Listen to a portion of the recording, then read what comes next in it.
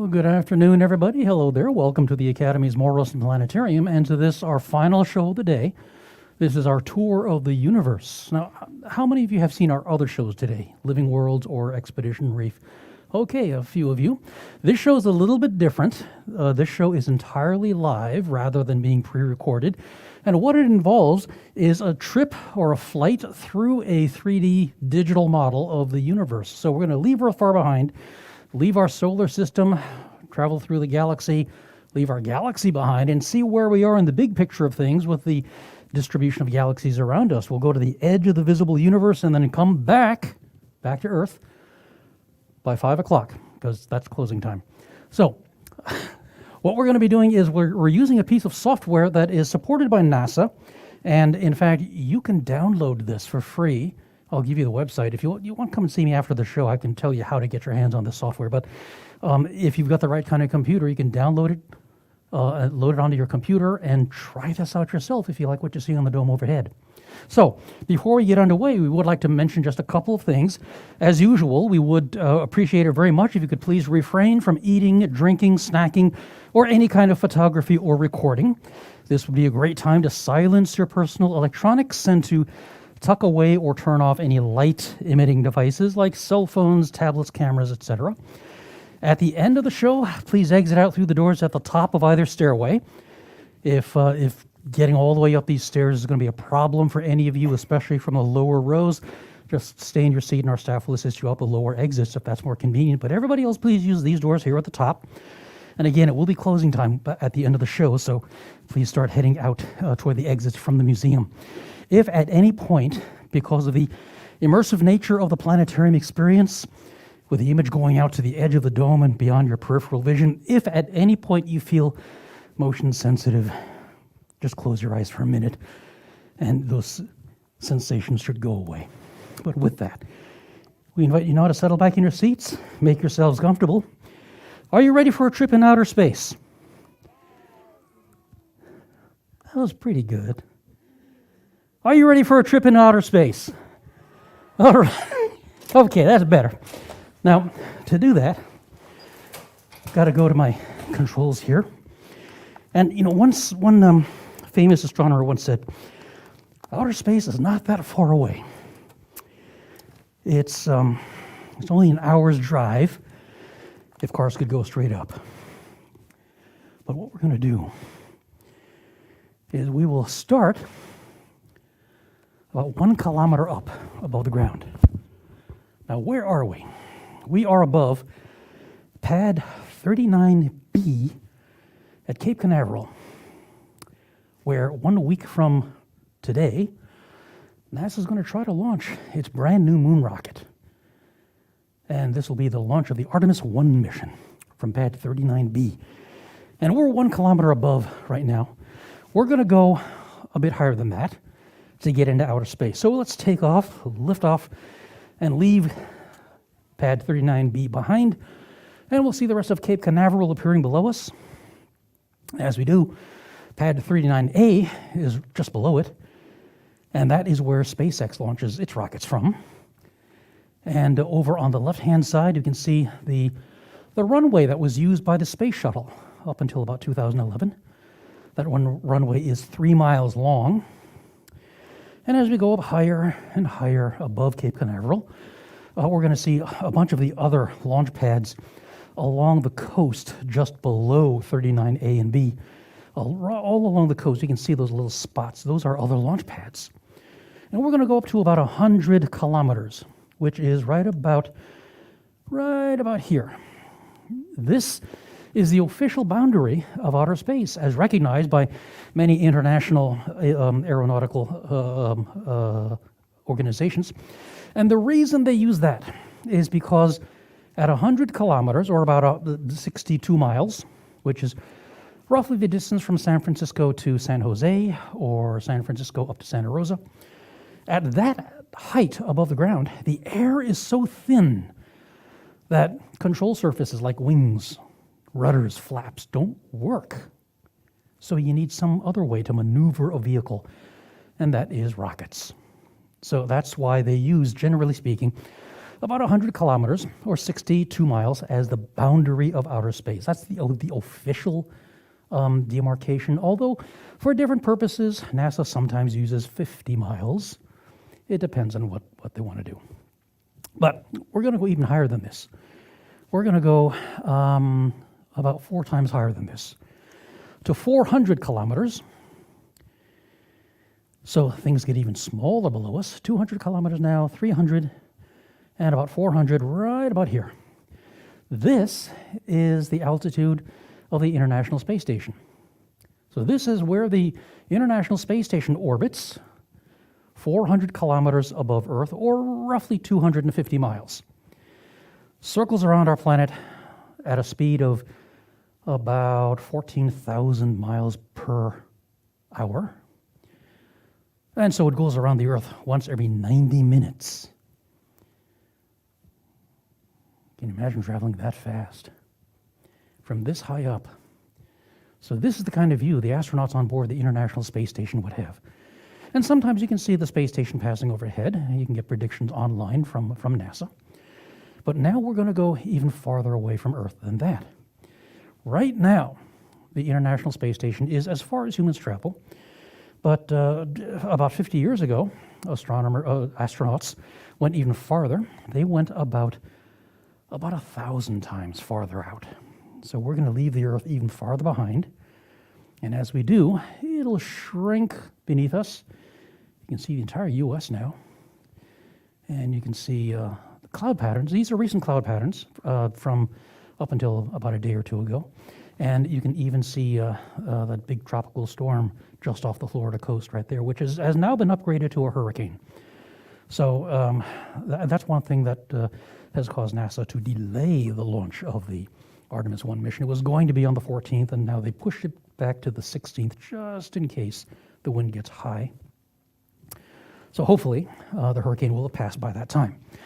But now we're backing away from the Earth, and we've also added in the orbit of the moon, which you can see over there to the right. So that helps us find the moon in our sky. And that's our target, because 50 years ago, astronauts did go a lot farther away than the orbit of the International Space Station. They went all the way to the moon, which is 240,000 miles away from Earth. So let's have a look at the moon up close. It took the Apollo astronauts about 3 days to get there. It won't take us that long because we don't have that kind of time. But in just a few seconds, we'll approach our satellite, the moon, which is our nearest neighbor in outer space, a ball of rock about 2,000 miles across, is very dry, has no atmosphere, no water, no weather. There are no clouds that we can see. Although there are features here that early astronomers thought were once bodies of water. These dark patches just below us, the dark gray patches, the flat areas, which don't have too many craters, are called maria, which is a Latin word which means seas, because early astronomers thought that they were actually bodies of water. But they're not bodies of water at all. They're large, flat plains of dried lava. This lava bubbled up a couple of billion years ago, spread out, cooled, and hardened, covered over a lot of older craters on the surface. And since then, you can see some younger craters more recently formed on top of the maria. But if we go off the edge of the mare, then you can see a lot more craters, and that is the older surface of the moon, which was not covered over by these big lava flows. So those are the two main kinds of surface on the moon, the maria and the cratered highlands, as they're called. But we're going to back away from the moon. Hopefully, a week from now, an uncrewed vehicle will head off into space toward the moon. And if it takes off next week, it'll get back to Earth on December 11th, if all goes well. But now we're going to travel even farther out, because we're going to encounter distances so far, so distant, that measuring their distances in miles is going to be a little silly, because the numbers are just going to get way too big. So astronomers like to use another figure, which is based on the speed of light. And by doing that, That also gives us an idea, not just how far away something is, but how long it takes light to reach us from those objects. The distance from the Earth to the Moon is, as I said earlier, about 240,000 miles. But it takes a beam of light, or the radio signals from the Apollo astronauts 50 years ago, it takes a beam of light or radio waves about 1.5 seconds to get from Earth to the Moon, and then another 1.5 seconds to get back. So astronomers say that the Moon is about 1.5 light seconds away. It's a little easier to say than 240,000 miles. But if we go even farther out, away from Earth, we'll see objects that are even farther away than the Moon. Not just light seconds away, but light minutes in some cases. And let's add in the orbits of the other objects in our solar system, just so we know where we are. There's the orbit of Earth. And as we back away, we'll see the orbits of the inner planets of the solar system over to the right, and the outer planets over to the left. At the very center of the solar system is our own satellite, the Moon, or rather the Sun. Our star, the Sun, is about 93 million miles away, the way we learned that in school. And it takes a beam of light roughly 8.5 minutes to travel across 93 million miles. So astronomers say that the Sun is 8.5 light minutes away. That's the same thing as saying 93 million miles. And so we'll encounter other objects that are even farther away than that. So their distances are measured in terms of light speed time. As we back off even farther, we see the inner planets of the solar system orbiting around the Sun. Mercury is the nearest one to the Sun. Then comes Venus, we on Earth, the third planet from the Sun. Then fourth is the planet Mars. And then after Mars is a big gap. And this big gap right here is filled with lots of chunks of rubble and debris left over from the formation of the solar system, and this is known as the main asteroid belt. There are at least several 100,000 objects here.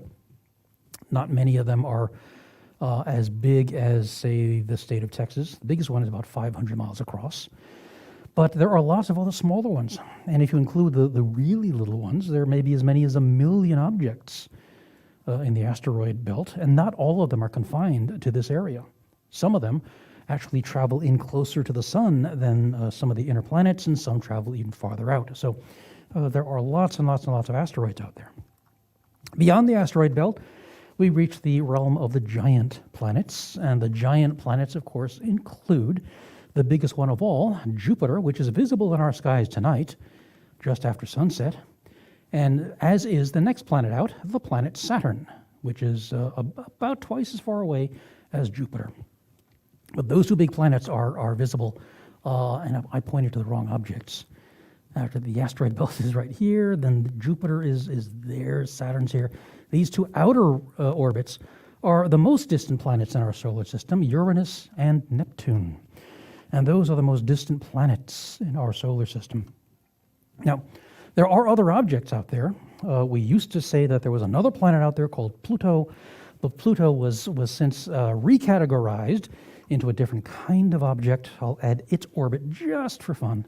There's the orbit of Pluto, not too much farther out than the orbit of Neptune, but Pluto is in an area called the Kuiper Belt, also known as the zone of trans-Neptunian objects, which is a place where there are lots of other bits of debris, kind of like the asteroid belt, only a lot messier.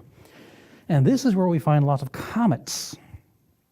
These are what are called the short period comets, which have orbits that take them in close to the Sun within about 250 years or so. Now there's another area even farther out than this called the Oort cloud, which is where we find the long period comets. And those are the comets that have orbits longer than 250 years. But this is the Kuiper Belt, where there's lots of stuff out here. Not just Pluto, but lots of other objects, other what are called dwarf planets out here. And so this is a very, very crowded, messy area.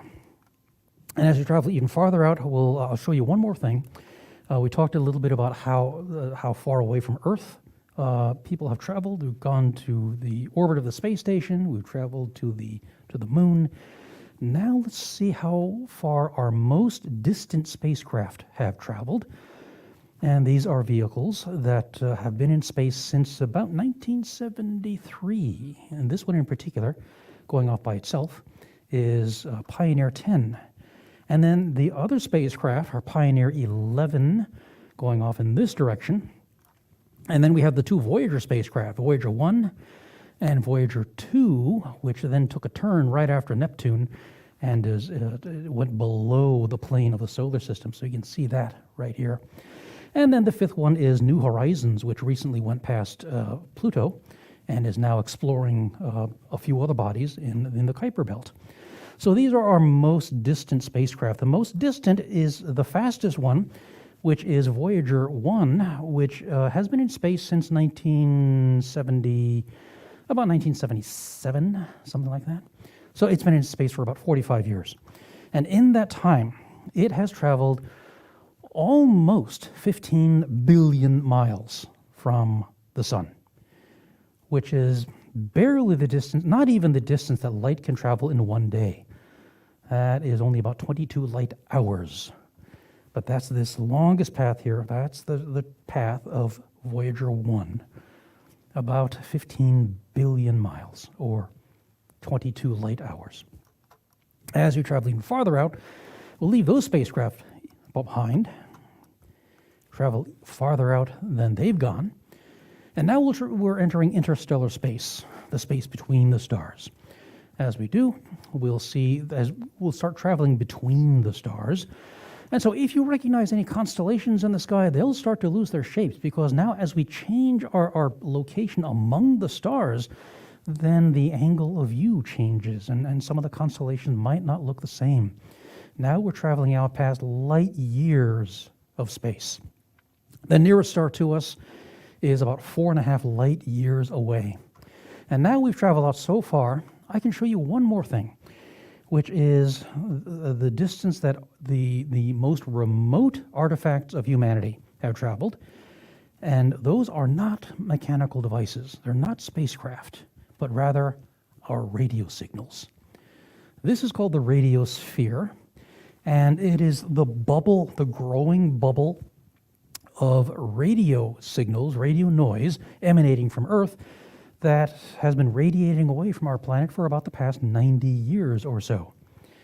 So it spreads out, traveling away from Earth at the speed of light, 186,000 miles per second, traveling 1 light year per year, or about 6 trillion miles per year. So that's how fast it's expanding. And notice that it's big enough to encompass a number of stars. If we travel back into the radiosphere, you can see that there are some stars within it. And you know, if there were civilizations on planets orbiting those stars, they might have heard our radio signals. The earliest, weakest signals, but they might have heard them.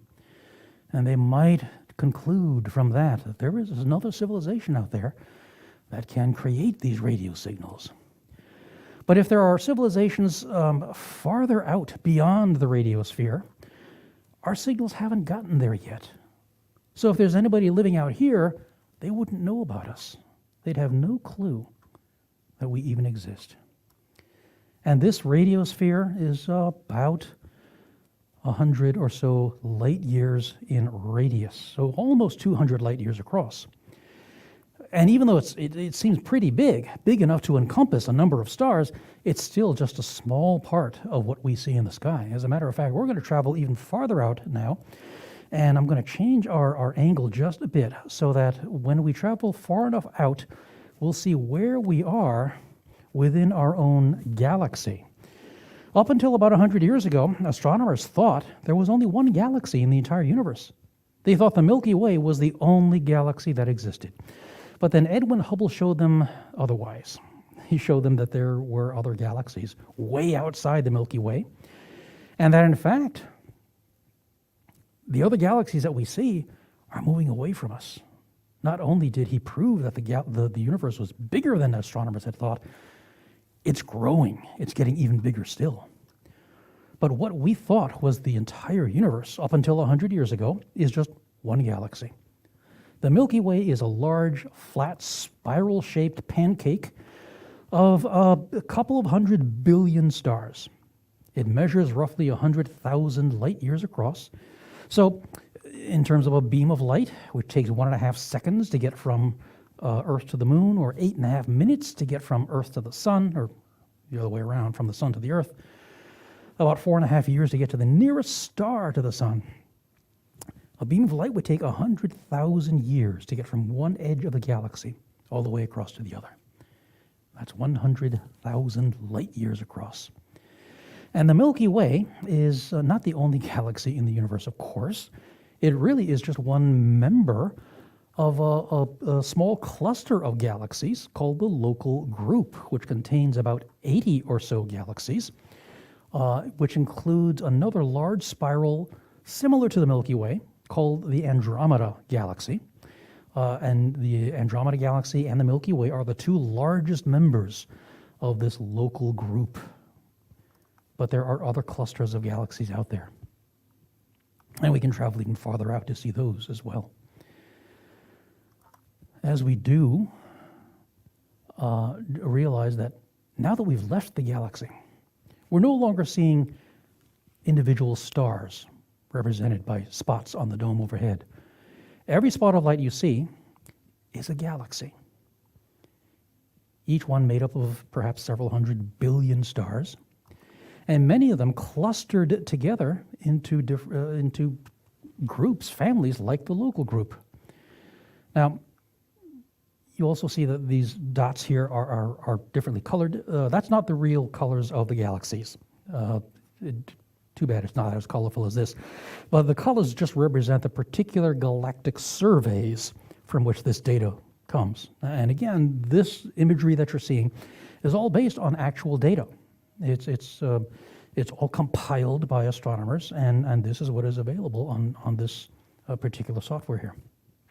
Now, as we travel even farther out into space, we'll back away from the local group and see more and more clusters of galaxies, some superclusters. Right here, for example, there's a big clump down to the lower right, over to the left, there's another big one. And soon enough, if we travel far out away from the center, from where we started, we'll see the shape of our current model of the universe, which is really interesting. The texture of the galaxy, of the universe, is kind of spongy. It's foamy. There are clusters of galaxies grouped together, separated by voids. They form some tendrils and other clumps or masses with big empty spaces between them. And if we travel far enough away from the center of this model, the model starts to look rather interesting. It would seem to suggest that our model of the universe is shaped like a big butterfly or a big hourglass, with two large fans stretching off in either direction and this big empty space right in between them. Is this the real shape of the universe, this big giant hourglass? Actually, no. What we see between these two big fans as empty space is not really empty space. It's just a part of the universe that we haven't mapped very well yet, because there's something blocking our view, so we can't see the galaxies that we know are there.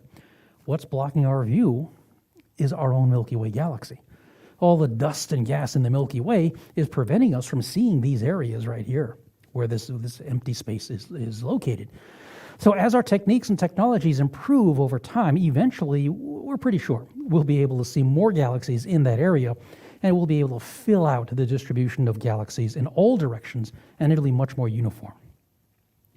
But as we travel even farther out than this, then we'll encounter some of the most distant objects ever observed by astronomers, and those are objects called quasi-stellar radio sources, or quasars, and they are represented by these orange spots that you see at the ends of those giant cones of galaxies. Now, quasars were discovered in the 1960s, and they were known to be very, very far away, as much as roughly 10 billion light years away. And yet they were very, very easy to detect. They're very energetic, super bright objects. And for them to be that bright from that far away, astronomers concluded they had to be extremely energetic. And that's what astronomers are quite sure of nowadays. They believe that these quasars are actually the centers of very young newborn galaxies powered by supermassive black holes. And that is what is making them so energetic, giving off tremendous amounts of radiation, even easily detectable, even from as far away as 10 billion light years. And surrounding everything, coming from all directions, is a very curious radiation called the cosmic microwave background, which is represented here by that mottled orange background that you see. This is actually something that was predicted in the 1940s and detected in the 1960s. And this is believed to be a remnant of the first light in the universe.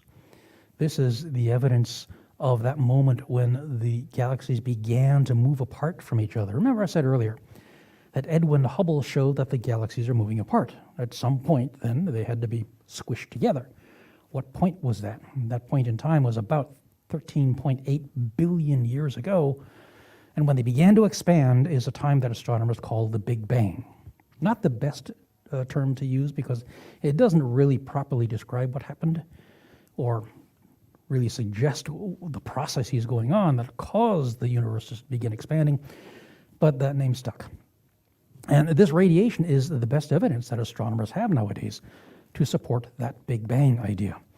It is the first light that was able to travel from one place in the universe to another. At one time, 13.8 billion years ago, the universe was so dense, so compact, so hot, so opaque, light could not travel from one place to another. Then the Big Bang occurred. The universe began expanding. Galaxies began moving to form and move farther apart. And the universe started to become more transparent, more rarefied, cooler. And eventually, after about 300,000 years, became so transparent, light could begin to travel from one place to another. And that's the light that we see here. This is actually a temperature map of the early universe, showing places which are different temperatures from each other and shows the beginning of the differentiation of matter into stars and galaxies. So that is the most distant thing that we can detect. This is the edge of the visible universe as far as we know. And so, since we've traveled out as far as we can go, the only place to go is back toward the center of our model of the universe. And it may seem to you that we've placed ourselves at the center of the universe, which is an interesting thought. I know some people who think they're the center of the universe, but are we really? Not really, because this perspective is simply the result of the fact that we're the ones who made the map. It's a result of the fact that we're looking at everything around us to establish this model. If there was somebody else in another part of the universe making their own model of the universe, it would probably look very much the same, with themselves at the very center, which we know is not really the case. The universe is huge. And with everything that we've seen so far, astronomers say that what we have seen constitutes only about 4% of the matter in the universe. They have measured the speeds and motions that they can see galaxies undergoing, and they've concluded and calculated that it takes a certain amount of mass to cause the galaxies to move the way we see them moving. And we don't see that mass. A lot of the mass of the universe is not accounted for. This is what's called dark matter, something that we can't see, and dark energy, making up 95% of the universe. That's stuff that we can't see, but we can observe its gravitational effect on the rest of the universe. So that's a mystery that astronomers are working on right now, trying to solve. And as we travel back in toward the outer arms of the Milky Way, we see where we're located, in the middle of that radiosphere. I want to show you one more thing. Another mind-boggling thing, since the universe is really one mind-boggling thing after another. This is another map within our map. And this is the distribution of stars that have been found to be orbited by planets. These are called extrasolar planets, or exoplanets for short. And so far, since about 1994, astronomers have found about 5,000 exoplanets elsewhere in our galaxy. And these are just the nearest ones to us. Are any of the planets orbiting these stars like Earth? Well, it takes a certain set of conditions to make a planet like the Earth, able to support life. You need to be the right kind of planet. You've got to orbit the right kind of star. You've got to be the right distance from the star. It can't be too hot, can't be too cold. You've got to be composed of the right materials to provide the nutrients for life. So there are lots and lots of particular conditions that need to be fulfilled in order for a planet to support life as we know it. And so far as we know, there is really only one planet that does that fulfills all those conditions, and that's our own planet Earth. It's the only planet that can support life on its surface, which makes our world a very unique and fragile place. So in our travels through the universe in the past half hour or so, traveling from the Earth out through the solar system, out through the galaxy, to the other galaxies in space, and returning back home, we find that there is quite literally no place like home. And with that, welcome home. Welcome back to the planet Earth, and thank you all very much for joining us on our tour of the universe.